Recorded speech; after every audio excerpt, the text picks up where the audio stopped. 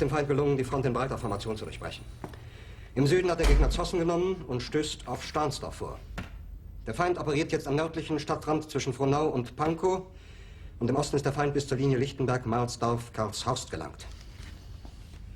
Mit dem Angriff Steiners wird das alles in Ordnung kommen. Mein Führer, Steiner konnte nicht genügend Kräfte für einen Angriff massieren. Der Angriff Steiner ist nicht erfolgt.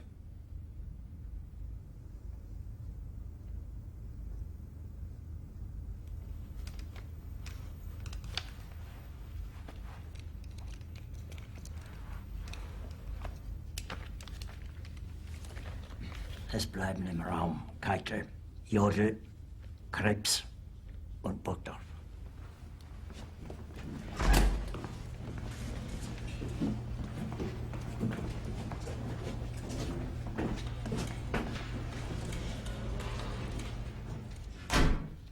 Das war ein Befehl!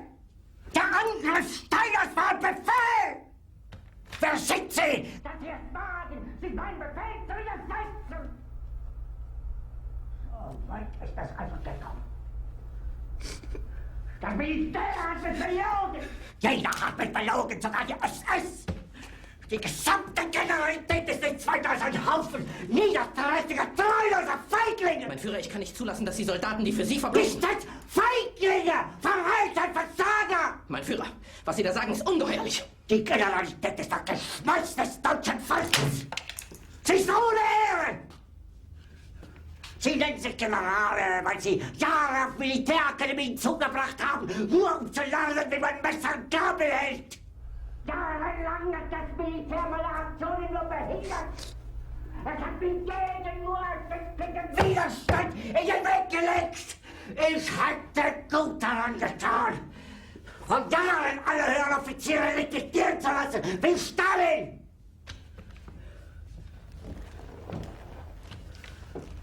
Ich war nie auf einer Akademie. Und doch habe ich allein auf mich gestellt, ganz Europa erobert. Verräter!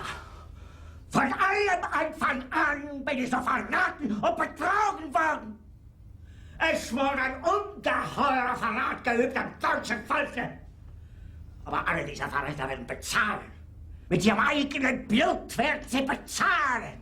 Sie werden es saufen in ihrem eigenen Blut. Bitte gerne. Jetzt beruhig dich doch.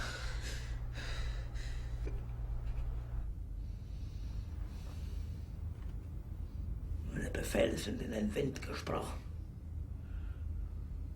Es ist unmöglich, unter diesen Umständen zu führen. Es ist aus.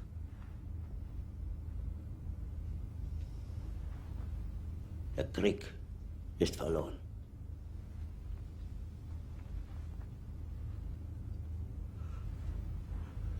Aber wenn Sie, meine Herren, glauben, dass ich deswegen Berlin verlasse, irren Sie sich gewaltig.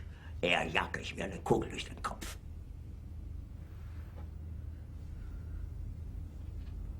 Tun Sie, was Sie wollen.